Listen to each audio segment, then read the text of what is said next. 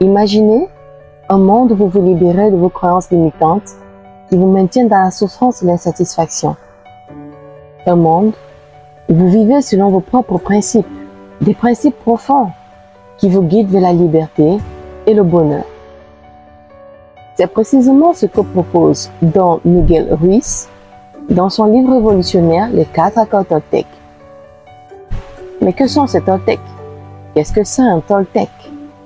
En quoi consistent ces accords?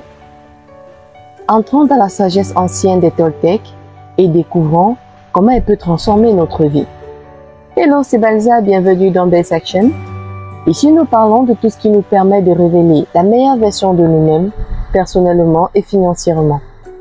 Si vous passez ici pour la première fois, surtout abonnez-vous et activez la cloche de notification pour ne pas rater les prochaines vidéos.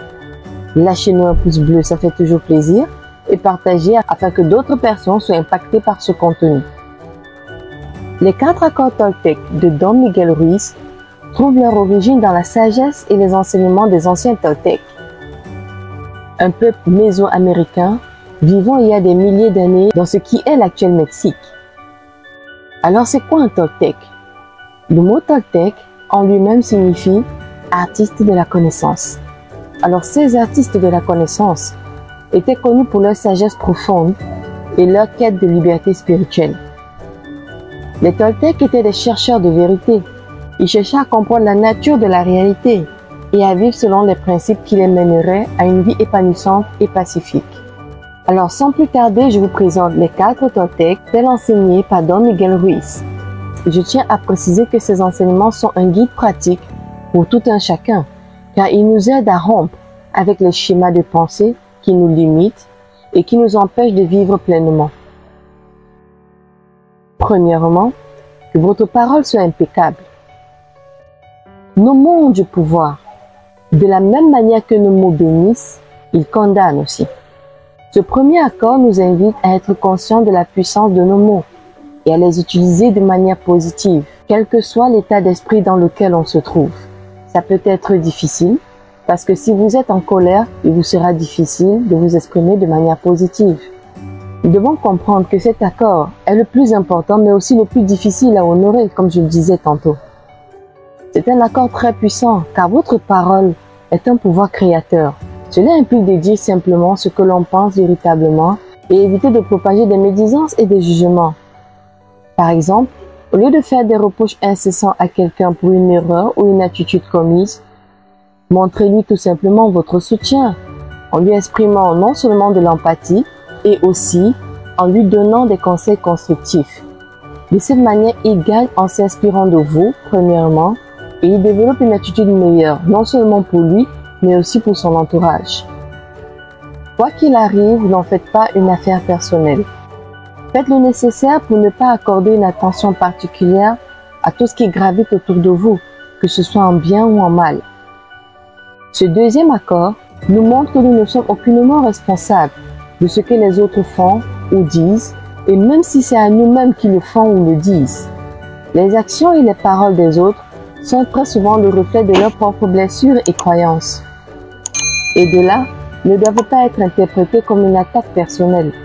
L'auteur nous encourage à ne pas prendre les choses de manière personnelle, car quoi que les gens fassent, ressentent, disent ou pensent, cela ne concerne qu'eux, car ils en sont leurs propres architectes.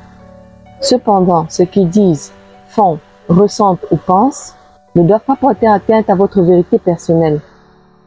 Par exemple, lorsqu'un automobiliste, pour une raison quelconque, klaxonne après vous de manière abusive et vous balance des insultes avant de s'en aller telle une fusée, allez-vous vous attarder sur ce fait? Je pense que non.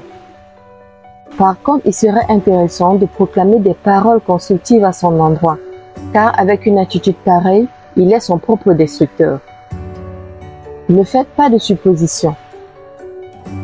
Évitez les déductions. Attardez-vous uniquement sur ce que vous dit votre vis-à-vis. N'interprétez pas les circonstances pour lui. Ce troisième accord nous rappelle de ne pas faire de suppositions hâtives sur les intentions ou les pensées des autres. Donc pour résoudre ce bémol, nous devrions poser des questions et communiquer clairement et posément. Ceci pour éviter tout type de malentendu. Parce qu'au final, nos suppositions ne seront jamais l'exacte vérité ou encore l'exacte réalité. Par exemple, au lieu de supposer que votre voisin ne vous dit pas bonjour parce que vous avez refusé de lui rendre un service au préalable, demandez-le lui simplement. De cette manière, vous allez tout d'abord rompre le silence entre vous et deuxièmement, cela vous permettra de vous expliquer mutuellement. Parce que forcément, il y a une raison pour toute chose. Alors le mieux, c'est que vous demandiez exactement de quoi il s'agit, afin de pouvoir vous en tenir à ce que votre vis-à-vis vous aura répondu. Ensuite, le dernier accord, faites toujours de votre mieux. Pour ce quatrième accord, il est question de faire de votre mieux, quelles que soient les circonstances auxquelles vous êtes confrontés, ni plus, ni moins. Il ne s'agit pas de se comparer aux autres, ou encore de savoir dans quelle mesure vous pouvez faire mieux que les autres, mais plutôt de faire de votre mieux, en fonction de vos capacités et de cette situation qui se présente à vous. Cela signifie que votre mieux ne sera jamais le même, suivant le contexte et suivant votre état, quel que soit le moment présent. Par exemple, vous devez venir en aide financièrement à un de vos amis gravement malade. Vous le ferez, mais ceci en fonction de vos dispositions et votre capacité financière. Comme on a l'habitude de le dire, même la plus belle femme ne donne que ce qu'elle a. Force est de constater que ces accords nous aident à dissoudre nos peurs, à transformer notre réalité et à vivre mieux. Ceci en nous permettant de cultiver la conscience et la responsabilité de nos paroles et de nos actions. Alors, en choisissant de vivre ainsi, selon ces accords, nous sommes libres de vivre dans l'amour, l'harmonie, la confiance, non seulement envers nous-mêmes, mais aussi envers les autres. Et le cinquième accord Toltec, souhaitez-vous que je vous en parle? Marquez-le dans les commentaires. Abonnez-vous, activez la cloche de notification si ce n'est pas encore fait. Lâchez un gros pouce bleu et partagez afin que d'autres personnes soient impactées par ce contenu. Quant à moi, je vous dis à la prochaine!